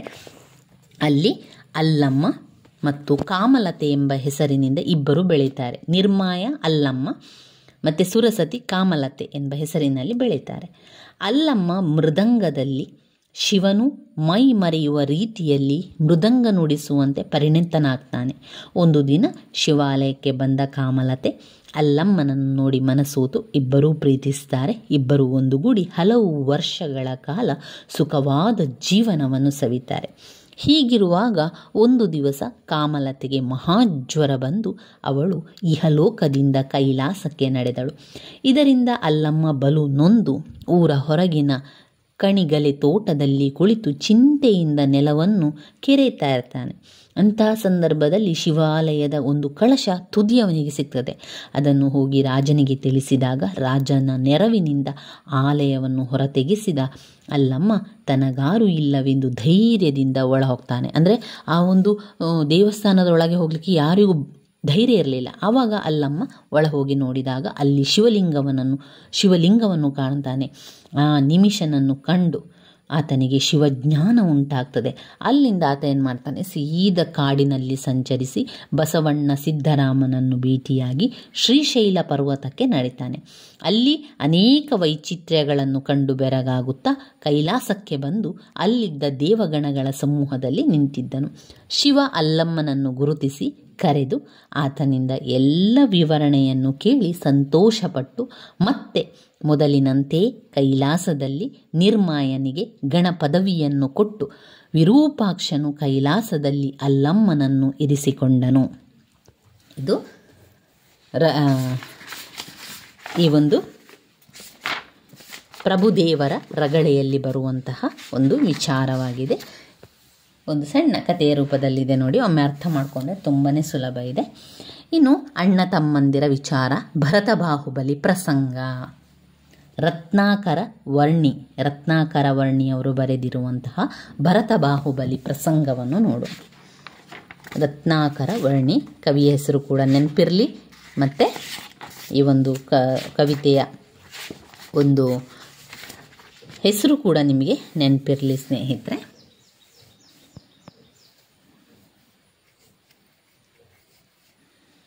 ಇಲ್ಲಿ ನಾವು ಪಠ್ಯದ ವಿಶ್ಲೇಷಣೆಯನ್ನೇ ಮಾಡ್ತಾ ಹೋಗುವ, ಅದರಲ್ಲಿ ಸಾರಾಂಶ ಕೂಡ ನಿಮಗೆ ಅರ್ಥ ಆಗ್ತದೆ. ಇಲ್ಲಿ ಮುಖ್ಯವಾಗಿ ರತ್ನಾಕರ ವರ್ಣಿಯವರು ಭರತೇಶ್ವರ ವೈಭವದಿಂದ ಭರತ ಬಾಹುಬಲಿ ಪ್ರಸಂಗವನ್ನು ಬರೆದಿರುವಂಥದ್ದು. ಭರತನಿಗೆ 96,000 ಹೆಂಡತಿಯರು, ಜೊತೆಗೆ ಚಕ್ರವರ್ತಿ ಪಟ್ಟ ಕೂಡ ಸಿಗ್ತದೆ. ಭರತ ಭೋಗದಲ್ಲಿಯೇ ಯೋಗಿಯಾಗಿದ್ದಂಥವನು. ಅದಕ್ಕೆ ನಿದರ್ಶನ ನಿಮಗಿರುವ ಒಂದು ಪ್ರಸಂಗ ಅಂತ ಇಲ್ಲಿ ಲೇಖಕರು ಹೇಳ್ತಾ ಇದ್ದಾರೆ. ಭರತನ ಆಯುಧಾಗಾರದಲ್ಲಿ ಚಕ್ರರತ್ನ ಉದಯವಾಗಿರ್ತದೆ. ಭರತ ದಿಗ್ವಿಜಯ ಮುಗಿಸಿ ಹಿಂದಿರುಗಿ ಬರ್ತಾನೆ. ಇಲ್ಲಿ ಭರತ ಅಣ್ಣ, ಬಾಹುಬಲಿ ತಮ್ಮ. ಬಾಹುಬಲಿ ಅಣ್ಣನ ಒಡೆತನವನ್ನು ಒಪ್ಪಿರಲಿಲ್ಲ. ಭರತ ತಮ್ಮನನ್ನು ಕರೆತರಲು ದಕ್ಷಿಣಾಂಕನನ್ನು ಕಳಿಸ್ತಾರೆ. ತಮ್ಮನನ್ನು ಕರೆದುಕೊಂಡು ಬಾ ಅಂತ ಹೇಳಿ ದಕ್ಷಿಣಾಂಕನನ್ನು ಕಳಿಸ್ತಾನೆ. ಆದರೆ ಬಾಹುಬಲಿ ಅದಕ್ಕೆ ಒಪ್ಪುವುದಿಲ್ಲ. ಅವನು ಹೇಳ್ತಾನೆ, ನಾನು ಅಣ್ಣನನ್ನು ಯುದ್ಧ ಭೂಮಿಯಲ್ಲೇ ನೋಡ್ತೇನೆ, ಹೇಳು ಕಳಿಸ್ತಾನೆ. ಮರುದಿನ ಯುದ್ಧ ಭೂಮಿಯಲ್ಲಿ ಭರತ ಬಾಹುಬಲಿ ಸಂಧಿಸುತ್ತಾರೆ. ಭರತ ಬಾಹುಬಲಿ ಸಂಧಿಸಿ ಭರತ ಅಣ್ಣ ಹೇಳ್ತಾನೆ, ನೋಡು, ನಿನ್ನ ಜೊತೆಗೆ ನನಗೆ ಸ್ವಲ್ಪ ಮಾತನಾಡಲಿಕ್ಕೆ ಇದೆ. ಆ ಮಾತನಾಡಿದ ನಂತರ ನಾವು ಯುದ್ಧವನ್ನು ಮಾಡುವ. ಅದಕ್ಕೂ ಮುಂಚೆ ನಿನ್ನ ಹತ್ರ ನನಗೆ ಸ್ವಲ್ಪ ವಿಚಾರಗಳನ್ನು ಹಂಚಿಕೊಳ್ಳಬೇಕಾಗಿದೆ ಅಂತ ಹೇಳ್ತಾನೆ. ಅದರಂತೆ ಭರತ ಹೇಳ್ತಾನೆ, ಜೈನ ಧರ್ಮವನ್ನು ಪಾಲಿಸುವವರಿಗೆ, ಅವರು ಜೈನರಾಗಿದ್ದರು ಭರತ ಮತ್ತು ಬಾಹುಬಲಿ. ಜೈನ ಧರ್ಮವನ್ನು ಪಾಲಿಸುವವರಿಗೆ ಯುದ್ಧ ನಿಷಿದ್ಧ ಎಂದ ಮೇಲೆ ಆದಿಜನನ ಮಕ್ಕಳು ಯುದ್ಧದಲ್ಲಿ ತೊಡಗಿದರೆ ಪ್ರಪಂಚ ಏನು ಹೇಳ್ಬೋದು ನೋಡು ಅಂತ ಅಣ್ಣ ಹೇಳ್ತಾನೆ. ನಂಬಿದ ಧರ್ಮ ಏನಾಗಬಹುದು ಎಂದು ಭರತ ಚಿಂತಿಸುತ್ತಾನೆ. ಹಿಂಸೆಯನ್ನು ಕೈಗೊಳ್ಳುವ ಮೊದಲು ಯುದ್ಧಕ್ಕೆ ತೊಡಗುವುದಕ್ಕೂ ಮುನ್ನ ಭರತ ಮಾತಿನಿಂದಲೇ ಬಾಹುಬಲಿಯನ್ನು ಸಂತೈಸುವ, ಪರಿವರ್ತನೆ ಮಾಡುವ ಪ್ರಯತ್ನವನ್ನು ಮಾಡ್ತಾನೆ. ನಾವಿಬ್ಬರು ಅಣ್ಣ ತಮ್ಮಂದಿರು, ಯಾರ ಮೇಲೂ ಯಾರಿಗೂ ಕೂಡ ಹಗೆಯನ್ನು ಸಾಧಿಸಬೇಕಾಗಿಲ್ಲ ಎಂದ ಮೇಲೆ ಈ ಒಂದು ವಿರಸ, ಈ ಒಂದು ಕೋಪ ನಿನಗೆ ನನ್ನ ಮೇಲೆ ಯಾಕೆ? ತಮ್ಮನ ಮೇಲೆ ಇರುವ ಪ್ರೀತಿಯಿಂದ ನಾನು ನಿನಗೆ ಕರೆಸಿದೆ ಹೊರತು ನಾನು ರಾಜನೆಂಬ ಅಹಂಕಾರದಿಂದ ಅಲ್ಲ. ನಾನು ನಿನ್ನನ್ನು ಕರೆಸಿದೆ, ದಕ್ಷಿಣಾಂಕನನ್ನು ಕಳಿಸಿ ನಿನ್ನನ್ನು ಬರಲಿಕ್ಕೆ ಹೇಳಿದೆ, ನಿನ್ನ ಜೊತೆಗೆ ಬರಲಿಕ್ಕೆ ಹೇಳಿದೆ ವಿನಃ ಬೇರೆ ಯಾವುದೇ ಕಾರಣಕ್ಕೆ ಅಲ್ಲ ಅಂತ ಭರತ ಇಲ್ಲಿ ತನ್ನ ತಮ್ಮನಾದಂತಹ ಬಾಹುಬಲಿಗೆ ಹೇಳ್ತಾನೆ. ಯುದ್ಧಕ್ಕೆ ತೊಡಗುವುದಕ್ಕೂ ಮುನ್ನ ಅವನಿಗೆ ತುಂಬನೇ ಸಾಂತ್ವನವನ್ನು ಹೇಳ್ತಾನೆ. ತಮ್ಮನ ಮೇಲೆ ಇರುವ ಪ್ರೀತಿಯಿಂದ ನಿನ್ನನ್ನು ಕರೆಸಿದೆ, ಆದರೆ ನಿನಗೆ ಅಣ್ಣನೆಂಬ ಪ್ರೀತಿ ಇಲ್ಲ. ನಾವಿಬ್ಬರು ಯುದ್ಧ ಮಾಡಿದರೆ ಮುಂದಿನ ಜನಾಂಗಕ್ಕೆ ಸೋದರ ಕಲಹದ ನಾಂದಿಯನ್ನು ಬರೆದಂತಾಗ್ತದೆ. ಅಣ್ಣ ತಮ್ಮಂದಿರೇ ಯುದ್ಧವನ್ನು ಮಾಡ್ತಾರೆ ಎನ್ನುವಂಥದ್ದು ಮುಂದಿನ ಜೀವನದಲ್ಲಿ ಬರ್ತದೆ. ನಾವೇಕೆ ಯುದ್ಧವನ್ನು ಮಾಡಬೇಕು? ನೀನು ನನ್ನ ತಮ್ಮ, ನಾನು ನಿನ್ನ ಅಣ್ಣ, ನಮ್ಮಿಬ್ಬರ ಮೇಲೆ ಯಾಕೆ ಈ ಒಂದು ಕೋಪ? ನಿನಗೆ ಯಾಕೆ ಒಂದು ದ್ವೇಷ? ನನ್ನಿಂದ ನಿನಗೇನಾಗಬೇಕು? ನೀನು ಬಾಹುಬಲಿ, ನೀನು ಶಕ್ತಿವಂತ, ನಾನು ನಿನ್ನನ್ನು ಯುದ್ಧದಲ್ಲಿ ಗೆಲ್ಲಲಾರೆ, ನೀನೇ ರಾಜ್ಯವನ್ನು ಆಳು, ನನಗೆ ಯುದ್ಧ ಬೇಡ, ಯುದ್ಧ ಮಾಡಿ ನನಗೆ ಗೆಲ್ಲುವಂತಹ ಒಂದು ಆಸೆ ಇಲ್ಲ, ನಿನ್ನನ್ನು ಗೆಲ್ಲುವಂಥ ನನಗೆ ಆಸೆ ಇಲ್ಲ, ನೀನೇ ತೆಗೆದುಕೋ, ಈ ಸಂಪೂರ್ಣ ರಾಜ್ಯ ನಿನಗೇ ಆಯಿತು, ನೀನೇ ರಾಜ್ಯಭಾರವನ್ನು ಮಾಡು ಅಂತ ಅಣ್ಣ ತಮ್ಮನಾದಂಥ ಬಾಹುಬಲಿಗೆ ಹೇಳ್ತಾನೆ. ನಾವಿಬ್ಬರು ಯುದ್ಧವನ್ನು ಮಾಡಿ ಮುಂದಿನ ಪೀಳಿಗೆಗೆ ಏನು ಬರ್ತದೆ? ಸೋದರ ಕಲಹ ನಾಂದಿ ಅಂತ ಬರ್ತದೆ. ನೀನು ಬಾಹುಬಲಿ, ನಿನ್ನನ್ನು ನಾನು ಯಾವ ಯುದ್ಧದಲ್ಲೂ ಗೆಲ್ಲಲಾರೆ, ನೀನೇ ರಾಜ್ಯವನ್ನು ಆಳು, ನಾನು ದೂರದಲ್ಲಿದ್ದು ನಿನ್ನ ದೊರೆತನ, ನಿನ್ನ ಆಡಳಿತವನ್ನೆಲ್ಲ ನಾನು ನೋಡ್ತೇನೆ, ನನಗೆ ಖುಷಿ ಇದೆ, ನಿನಗಾಗಿ ಈ ಭೂಮಂಡಲವನ್ನು ಗೆದ್ದಿರುವೆ ಎನ್ನುತ್ತಾನೆ ಭರತ. ಭರತನ ಈ ವ್ಯಕ್ತಿತ್ವ ಮನಕುಲಕ್ಕೆ ದಾರಿದೀಪದಂತಿದೆ. ದ್ವೇಷ, ಅಸೂಯೆ, ವೈಭವದ ಮೇಲಿನ ಆಸೆಯಂತಹ ಕೆಟ್ಟ ಭಾವನೆಗಳಿಗಿಂತ ಪ್ರೀತಿಯೇ ದೊಡ್ಡದು, ಪ್ರೀತಿಯೇ ಮುಖ್ಯ ಎನ್ನುವ ಸಂದೇಶವನ್ನು ಭರತನ ಮಾತುಗಳು ನೀಡ್ತದೆ. ಬಲದಲ್ಲಿ, ಹಿರಿತನದಲ್ಲಿ, ಗುಣದಲ್ಲಿ ಆಕಾಶದೆತ್ತರದ ಉನ್ನತಿಯನ್ನು ಹೊಂದಿದ್ದವನು ತಮ್ಮನಿಗಾಗಿ, ಅವನ ಸಂತೋಷಕ್ಕಾಗಿ, ಅವನಿಗೆ ಬೇಕಾದಂತಿರಲು ಸಿದ್ಧನಾಗಿಯೇ ಬಿಡ್ತಾನೆ. ಬಾಹುಬಲಿ ಯುದ್ಧಕ್ಕೇನೋ ಸಿದ್ಧನಾಗಿರುತ್ತಾನೆ, ಆದರೆ ಭರತನ ವಾಕ್ಯಗಳನ್ನು ಅಷ್ಟೇ ತಾಳ್ಮೆಯಿಂದ ಕೇಳ್ತಾನೆ. ಇಲ್ಲಿ ಬಾಹುಬಲಿಗೆ ಅಣ್ಣನ ಮೇಲಿದ್ದ ಗೌರವ, ವಾತ್ಸಲ್ಯಗಳು ಪ್ರಕಟವಾಗ್ತದೆ. ಅಣ್ಣನ ಪ್ರೀತಿಯ ಮಾತುಗಳು ಗರುಡ ಮಂತ್ರದಿಂದ ಹಾವಿನ ವಿಷವು ಇಳಿದಂತೆ ಅವನ ಗರ್ವ, ಅವನ ಅಹಂಕಾರ ಇಳಿದು ಬಿಡುವಂತೆ ಮಾಡ್ತದೆ. ಭರತನ ಹೃದಯದ ಆಲೋಚನೆಗಳು ಬಾಹುಬಲಿಗೆ ಅರಿವಾಗ್ತದೆ. ಕಾರಣವಿಲ್ಲದೆ ಸಂದೇಹದಿಂದ ಅಣ್ಣನ ಮೇಲೆ ಕೈ ಮಾಡಲು ಬಂದ ತಪ್ಪಿಗೆ ನಾಚಿ ಪಶ್ಚಾತ್ತಾಪಪಟ್ಟು ಅವನ ಮುಖ ನೋಡಲು ಹಿಂಜರಿಯುತ್ತಾನೆ. ಮದನ ನೆನೆಸಿಕೊಂಡಿದ್ದರೂ ಮನಸ್ಸಿನಲ್ಲಿದ್ದ ಕಾಮನೆಗಳೆಲ್ಲವನ್ನು ಸುಟ್ಟು ಹಾಕಿ ನಾನಿನ್ನು ದೀಕ್ಷೆ ಪಡೆಯುವಂಥದ್ದು ಎಂದು ನಿರ್ಧಾರಕ್ಕೆ ಬರುತ್ತಾನೆ ಬಾಹುಬಲಿ. ಭರತ ಸಂಸಾರದಲ್ಲಿದ್ದು ಯೋಗಿ ಎನ್ನುವ ಕೀರ್ತಿಗೆ ಪಾತ್ರನಾದರೆ ಬಾಹುಬಲಿ ತನ್ನನ್ನು ತಾನು ಅರಿತುಕೊಂಡು ದೊಡ್ಡವನಾಗುತ್ತಾನೆ. ಸಂಬಂಧಗಳಿಗಿರುವ ಮಹತ್ವ, ಆದರ್ಶ, ಧರ್ಮ ಎಲ್ಲವೂ ಮಿಳಿತವಾಗಿರುವ ಉತ್ತಮ ಪ್ರಸಂಗವಾಗಿ ಈ ಭಾಗ ರತ್ನಾಕರರಿಂದ ಮೂಡಿಬಂದಿದೆ. ಇಲ್ಲಿ ಕಠಿಣ ಪದಗಳ ಅರ್ಥ ಇದೆ. ಅನಲ ಎನ್ನುವಂಥದ್ದು ಬೆಂಕಿ, ನಾಸಿಗ ಎನ್ನುವಂಥದ್ದು ಮೂಗು.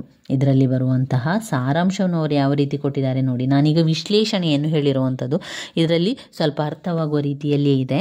ಭರತ ಬಾಹುಬಲಿಯರು ಯುದ್ಧ ಭೂಮಿಯಲ್ಲಿ ನಿಂತಿರುತ್ತಾರೆ. ಭರತ ತಮ್ಮನೊಡನೆ ಯುದ್ಧವನ್ನು ಅಪೇಕ್ಷಿಸಿರುವುದಿಲ್ಲ. ಇಬ್ಬರೂ ಸಮಬಲರು.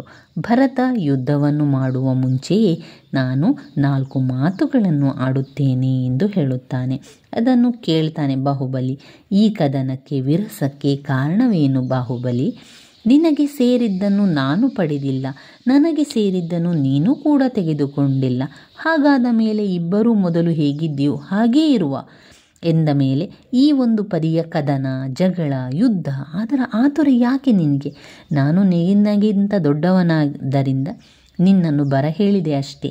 ನನ್ನನ್ನು ಗೆದ್ದರೆ ನಿನಗೆ ಕೀರ್ತಿಯೇ, ನಾನು ಗೆದ್ದರೆ ಅದೊಂದು ಯಶಸ್ಸೇ. ಎಲ್ಲ ರೀತಿಯಲ್ಲೂ ನೀನೇ ಬಲವಂತ. ಅಪ್ಪ ಅದಕ್ಕೆ ನಿನಗೆ ಬಾಹುಬಲಿ ಅಂತ ಹೆಸರನ್ನಿಟ್ಟವರು ಎಂದ ಮೇಲೆ ಎಲ್ಲ ಯುದ್ಧಗಳಲ್ಲೂ ನೀನೇ ಗೆಲ್ಲುವೆ. ಚಕ್ರವನ್ನು ನಾನು ಬಯಸಿರಲಿಲ್ಲ. ಈಗ ನನಗೆ ಚಕ್ರ ಸಿಕ್ಕಿದೆ, ಚಕ್ರರತ್ನ ಎನ್ನುವಂಥದ್ದು ಉದಯವಾಗಿದೆ. ಆದರೆ ಅದು ನಾನು ಬಯಸಿದ್ದಲ್ಲ,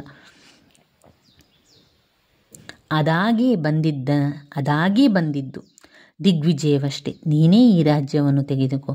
ನೀನು ರಾಜ ಪದವಿಯಲ್ಲಿ ಇರುವುದನ್ನು ನೋಡಿ ನಾನು ಸಂತೋಷ ಪಡ್ತೇನೆ. ನೀನೇ ರಾಜನಾಗು, ನೀನೇ ಪಟ್ಟಕ್ಕೆ ಬಾ. ಈ ಮಾತನ್ನು ಕೇಳಿ ಬಾಹುಬಲಿಯ ಹೃದಯ ತಂಪಾಗಿ ತಾನು ನಡೆದುಕೊಂಡ ರೀತಿಗೆ ತಾನೇ ಪಶ್ಚಾತ್ತಾಪ ಕೂಡ ಪಡ್ತಾನೆ. ಅಣ್ಣನಿಗೆ ಮುಖ ತೋರಿಸಲು ನಾಚಿಕೊಂಡು ಮೋಕ್ಷಗಾಮಿಯಾಗಿ ದೀಕ್ಷೆ ಪಡೆಯುವಂತಹ ನಿರ್ಧಾರಕ್ಕೆ ಅವನು ಬಂದು ಬಿಡ್ತಾನೆ. ಇದು ಭರತ ಬಾಹುಬಲಿಯ ಪ್ರಸಂಗದಲ್ಲಿ ನಾವು ಕಾಣಬಹುದಾಗಿದೆ. ಅದರಲ್ಲಿ ಕೊಟ್ಟಿರುವಂತಹ ಸಂದರ್ಭ ಸ್ವಾರಸ್ಯದ ಪ್ರಶ್ನೆಗಳನ್ನು ಕೂಡ ನೋಡ್ಕೊಳ್ಳಿ ಸ್ನೇಹಿತರೆ, ಯಾವ ಸಾಲುಗಳೆಲ್ಲ ಇದೆ ಅಂತ. ಅವರು ಪುಸ್ತಕಗಳಲ್ಲಿರುವಂತಹ ಸಂದರ್ಭ ಸ್ವಾರಸ್ಯದ ಪ್ರಶ್ನೆಗಳನ್ನೇ ಕೊಡುವಂಥದ್ದು, ಬೇರೆಲ್ಲ ಹೊರಗಿನಿಂದ ಕೊಡುವಂಥದ್ದಲ್ಲ. ಅದನ್ನು ನೋಡ್ಕೊಳ್ಳಿ. ಇನ್ನು ಇದರಲ್ಲಿ ಬರುವಂತಹ ಘಟಕ 4 ಧರೆಗೊಬ್ಬ ದಾನಶೂರ ಕರ್ಣನೆಂದಾದ ಪರ್ವ, ಜನಪದ ಮಹಾಭಾರತದಿಂದ ಆರಿಸಿಕೊಳ್ಳಲಾಗಿರುವಂಥದ್ದು. ಇಲ್ಲಿ ಕುರುಕ್ಷೇತ್ರ ರಣರಂಗದಲ್ಲಿ ಕರ್ಣ ಯಾವ ರೀತಿ ಯುದ್ಧವನ್ನು ಮಾಡಿದಾನೆ ಎನ್ನುವಂಥದ್ದನ್ನು ತಿಳಿಸಿಕೊಡುವಂಥದ್ದು ನಾವಿಲ್ಲಿ ಕಾಣ್ಬೋದಾಗಿದೆ. ಇದರ ಸಂಪೂರ್ಣ ಕವಿತೆ ನೋಡಿದರೆ 4-5 ಪುಟದಷ್ಟಿದೆ ಸ್ನೇಹಿತರೆ. ನಾವು ಸ್ವಲ್ಪ ಸಾರಾಂಶವನ್ನು ಮಾತ್ರ ಕಲಿತರೆ ಸಾಕು. ಸಮಯಾವಕಾಶ ಇದ್ದರೆ, ನಿಮಗೆ ತುಂಬ ಸಮಯ ಇದೆ ಅಂತಾದರೆ ಅದು ಸಂಪೂರ್ಣ ಪದ್ಯವನ್ನೆಲ್ಲ ಓದ್ಕೊಳ್ಳಿ. ಈಣೆ ಅಂದರೆ ವೀಣೆ, ಇಲ್ಲಿ ಕೆಲವೊಂದು ಕಠಿಣ ಪದಗಳ ಅರ್ಥಗಳು ಕೂಡ ಇದೆ ನೋಡಿ. ನಾವು ಸಾರಾಂಶವನ್ನು ತಿಳ್ಕೊಳ್ಳುವ, ಏನಾಯಿತು ಕರ್ಣನ ಒಂದು ಯುದ್ಧದಲ್ಲಿ ಅಂತ. ಈಗ ಕುರುಕ್ಷೇತ್ರ ಯುದ್ಧ ಆಗ್ತಾ ಉಂಟು. ಆರಂಭದಲ್ಲಿ ಕೃಷ್ಣ ಸಂಧಾನ ಕಾರ್ಯದಿಂದ ಅದು ಆರಂಭವಾಗುವಂಥದ್ದು. ಯುದ್ಧದಲ್ಲಿ ದ್ರೋಣರು ಸಾವನ್ನಪ್ಪುತ್ತಾರೆ. ಅಶ್ವತ್ಥಾಮ ತಾನು ಯುದ್ಧ ಮಾಡುತ್ತೇನೆ ಎಂದು ಹೊರಟಾಗ ದುರ್ಯೋಧನ ಅದಕ್ಕೆ ಒಪ್ಪುವುದಿಲ್ಲ. ಯಾಕಂದರೆ ಅವನಿಗೆ ಧೈರ್ಯ ಇಲ್ಲ ಅಶ್ವತ್ಥಾಮನು ಯುದ್ಧ ಮಾಡುವಂಥದ್ದು. ದುರ್ಯೋಧನ ಅದಕ್ಕೆ ಒಪ್ಪದೆ ಅವನು ಹೇಳ್ತಾನೆ, ಕರ್ಣನಿಗೆ ಪಟ್ಟ ಕಟ್ತಾನೆ, ಇನ್ನು ಕರ್ಣ ಹೋಗು ಅಂತ.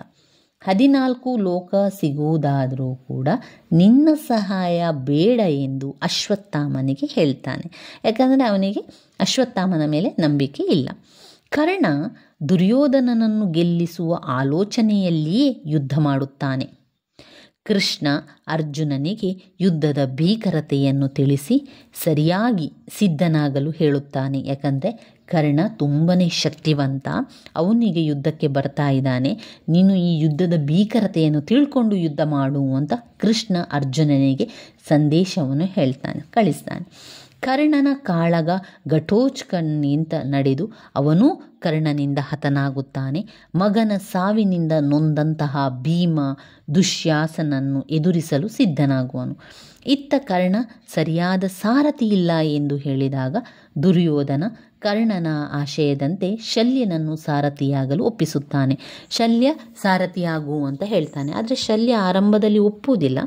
ಆದರೆ ದುರ್ಯೋಧನ ಹೇಳಿದ ನಂತರ ಶಲ್ಯ ಸಾರಥಿ ಆಗ್ತಾನೆ. ಭೀಮ ದುಶ್ಯಾಸನನ್ನು ಕೊಂದು ದ್ರೌಪದಿಯನ್ನು ಕರೆದು, ಭೀಮ ದುಶ್ಯಾಸನನ್ನು ಕೊಲ್ತಾನೆ. ನಂತರ ದ್ರೌಪದಿಯನ್ನು ಕರೆದು ಅವನ ರಕ್ತದಿಂದ ಭೀಮ ದುಶ್ಯಾಸನನನ್ನು ಕೊಂದ ನಂತರ ದ್ರೌಪದಿಯನ್ನು ಕರೆಸ್ತಾನೆ. ಯಾಕಂದರೆ ದ್ರೌಪದಿ ತಲೆ ಕೂದಲನ್ನು ಕಟ್ಟದೆ ಹಾಗೇ ಇರ್ತಾಳಲ್ವ, ಅದೊಂದು ಕಥೆ ಇದೆ ನೋಡಿ. ಆವಾಗ ಭೀಮ ಶಪಥ ಮಾಡ್ತಾನೆ, ನಾನು ಕೊಂದು ಅವನ ರಕ್ತದಲ್ಲಿ ನಾನು ಇದು ಕಟ್ಟುವಂಥದ್ದು, ಕೂದಲನ್ನು ಮುಡಿಯನ್ನು ಕಟ್ಟುವಂಥದ್ದು ಅಂತ. ಅವನ ರಕ್ತದಿಂದ ಅವಳ ಮುಡಿಯನ್ನು ಕಟ್ಟಿ ತನ್ನ ಪ್ರತಿಜ್ಞೆಯನ್ನು ನೆರವೇರಿಸಿಕೊಳ್ಳುತ್ತಾನೆ. ಅವತ್ತು ಪ್ರತಿಜ್ಞೆಯನ್ನು ಮಾಡಿರ್ತಾನೆ, ಅವನನ್ನು ಕೊಂದು ಅವನ ರಕ್ತದಲ್ಲಿಯೇ ನನ್ನ ಮುಡಿಯನ್ನು ಕಟ್ಟುವುದು, ಅಷ್ಟ ತನಕ ನನ್ನ ಮುಡಿಯನ್ನು ಕಟ್ಟುವುದಿಲ್ಲ ಅಂತ ಪ್ರತಿಜ್ಞೆಯನ್ನು ಮಾಡಿರ್ತಾಳೆ ದ್ರೌಪದಿ. ಆ ರೀತಿ ಮಾಡಿದ ನಂತರ ಭೀಮನ ಸಾಹಸದಿಂದ ದ್ರೌಪದಿ ಸಂತೋಷವನ್ನು ಪಡುತ್ತಾಳೆ. ದುಶ್ಯಾಸನನ ಸಾವಿನಿಂದ ಕರ್ಣ ಕೊರಗಿ ಆ ದಿನ ಕೌರವನಿಗೆ ಸಂತೋಷವಾಗುವಂತೆ ಯುದ್ಧ ಮಾಡಬೇಕು ಎಂದು ಹೊರಡುತ್ತಾನೆ. ಈಗ ದುಶ್ಯಾಸನನು ಮರಣ ಹೊಂದಿದ್ದಾನೆ. ಅದರಿಂದ ದುರ್ಯೋಧನ ತುಂಬ ಚಿಂತೆಯಲ್ಲಿದ್ದ. ಈ ದಿವಸ ನಾನು ದುರ್ಯೋಧನಿಗೋಸ್ಕರ ಗೆಲ್ಲಲೇಬೇಕು ಅಂತ ಹೇಳಿ ಅವನನ್ನು ಕೌರವರಿಗೆ ಸಂತೋಷಪಡಿಸಬೇಕು ಅಂತ ಹೇಳಿ ಯುದ್ಧವನ್ನು ಮಾಡಬೇಕು ಅಂತ ಹೇಳಿ ಕರ್ಣ ಹೊರಟಿರುವಂಥದ್ದು.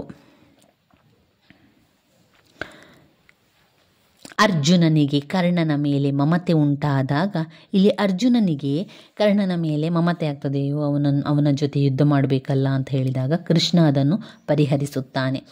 ಸರ್ಪಾಸ್ತ್ರ ಸರಿಯಾದ ಗುರಿ ಇಲ್ಲದೆ ಹಿಂದಿರುಗಿ ಬಂದಾಗ ಶಲ್ಯ ತನ್ನ ಮಾತನ್ನು ಕೇಳದೆ ಕರ್ಣನ ಮೇಲೆ ಕೋಪಗೊಂಡು ರಥವನ್ನು ಹೂಳುವಂತೆ ತುಳಿದು ಹೊರಡುತ್ತಾನೆ. ಇಲ್ಲಿ ಅರ್ಜುನನಿಗೆ ಕರ್ಣನ ಮೇಲೆ ತುಂಬನೇ ಮಮತೆ ಬರ್ತದೆ. ಅವನ ವಿರುದ್ಧವಾಗಿ ಅವನ ಮೇಲೆ ಯುದ್ಧ ಮಾಡಲಿಕ್ಕೆ ನನಗೆ ಮನಸ್ಸು ಒಪ್ತಾ ಇಲ್ಲ ಅಂತ ಹೇಳಿದಾಗ ಕೃಷ್ಣ ಅವನನ್ನು ಸಾಂತ್ವನ ಮಾಡಿ ಕೃಷ್ಣ ಅರ್ಜುನನಿಗೆ ಮನ ಪರಿವರ್ತನೆ ಮಾಡಿ ಅರ್ಜುನನಿಗೆ ಯುದ್ಧ ಮಾಡಲಿಕ್ಕೆ ಧೈರ್ಯವನ್ನು ಕೂಡ ತುಂಬುತ್ತಾನೆ. ಇಲ್ಲಿ ಕರ್ಣನು ಮಾಡಿದಂತಹ ಸರ್ಪಾಸ್ತ್ರ ಅಂದರೆ ಹಾವಿನಂತೆ ರೀತಿರುವಂಥ ಒಂದು ಅಸ್ತ್ರ. ಸರ್ಪ ಅಸ್ತ್ರವನ್ನು ಸರಿಯಾದ ಗುರಿ ಇಲ್ಲದೆ ಅದೇನಾಗ್ತದೆ, ಆ ಸರ್ಪಾಸ್ತ್ರ ಸರಿಯಾಗಿ ಹೋಗದಿದ್ದರೆ ಅದು ವಾಪಸ್ ಹಿಂದಿರುಗಿ ಬರ್ತದೆ. ಹಿಂದಿರುಗಿ ಬಂದಾಗ ಎಂತ ಹೇಳ್ತಾನೆ ಶಲ್ಯ, ನನ್ನ ಮಾತನ್ನು ಕೇಳದ ಕರ್ಣ. ಅದರಿಂದ ಮೊದಲು ಶಲ್ಯ ಹೇಳಿರ್ತಾನೆ ಕರ್ಣನಿಗೆ, ನೋಡು ಆ ರೀತಿ ಬೇಡ, ಅದನ್ನು ಮಾಡಬೇಡ ಅಂತ. ಆದರೆ ಶಲ್ಯನ ಮಾತನ್ನು ಕೇಳದಂತಹ ಕರ್ಣನ ಮೇಲೆ ಶಲ್ಯನಿಗೆ ಸಿಟ್ಟು ಬಂದವನು ಏನು ಮಾಡ್ತಾನೆ, ಬಿಟ್ಟು ಹೋಗ್ತಾನೆ. ರಥವನ್ನು ಕಾಲಿನಲ್ಲಿ ದೂಡಿ ಅದು ಹೂಳುವಂತೆ ಮಾಡಿ ಅಲ್ಲಿಂದ ಹೊರಟು ಹೋಗ್ತಾನೆ. ಕರ್ಣನ ರಥದ ಚಕ್ರ ಏನಾಗ್ತದೆ, ಅದನ್ನು ಸರಿಪಡಿಸಬೇಕಾದ್ರೆ ಅವನಲ್ಲಿ ಸರಿಪಡಿಸ್ತಾ ಇರ್ತಾನೆ ಚಕ್ರವನ್ನು. ಆಗ ಅಲ್ಲಿ ಕೃಷ್ಣ ವೇಷವನ್ನು ಧರಿಸಿ ಬರ್ತಾನೆ. ಕೃಷ್ಣ ಬ್ರಾಹ್ಮಣನ ವೇಷದಲ್ಲಿ ಬಂದು ನಾನೇ ಹೋಗಿ ಅಮೃತ ಕಲಶದಿಂದ ಕುಂಡಲಗಳನ್ನು ದಾನ ಪಡೆಯುತ್ತಾನೆ. ಅಲ್ಲಿ ಕೃಷ್ಣ ಏನು ಮಾಡ್ತಾನೆ, ಬ್ರಾಹ್ಮಣನ ವೇಷವನ್ನು ಹಾಕಿ ಅಲ್ಲಿ ಕರ್ಣನ ಮುಂದೆ ಹೋಗಿ ನನಗೆ ಏನಾದರೂ ದಾನ ಕೊಡು ಅಂತ ಕೇಳ್ತಾನೆ. ಯಾಕಂದರೆ ಕರ್ಣ ಯಾವಾಗಲೂ ದಾನ ಕೊಡ್ತಾ ಇದ್ದ.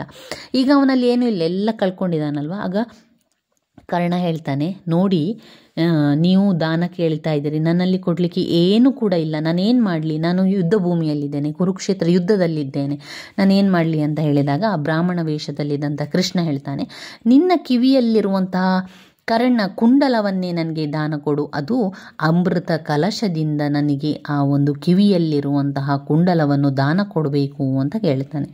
ಯಾರಿಗೂ ಕಾಣಿಸದಂತಹ ಒಂದು ಕರ್ಣ ಕುಂಡಲ ಕೃಷ್ಣನಿಗೆ ಕಾಣಿಸ್ತದೆ. ಅವನು ಕರ್ಣ ಏನು ಮಾಡ್ತಾನೆ, ಆ ಒಂದು ಕರ್ಣ ಕುಂಡಲವನ್ನು ತೆಗೆದು ಅಮೃತ ಕಲಶದಿಂದ ಅದನ್ನು ಕೃಷ್ಣನಿಗೆ ದಾನ ಕೊಡ್ತಾನೆ. ಅಂತಹ ಸಂದರ್ಭದಲ್ಲಿ ಕೃಷ್ಣ ದಾನವನ್ನು ಪಡೆತಾನೆ. ಆಗ ಕರ್ಣನ ಶಕ್ತಿಯೆಲ್ಲ ಹೋಗಿರ್ತದೆ. ಅಂತಹ ಸಂದರ್ಭವನ್ನು ನೋಡಿಕೊಂಡು ಅರ್ಜುನನಿಂದ ಕರ್ಣನ ಸಂಹಾರವಾಗಿ ಪಾಂಡವರಿಗೂ ಅವನಾರೆಂದು ತಿಳಿತದೆ. ಆಗ ಪಾಂಡವರಿಗೆ ಅವನು ಯಾರು ಅಂತ ತಿಳಿಯುವಂಥದ್ದು. ಇವಿಷ್ಟು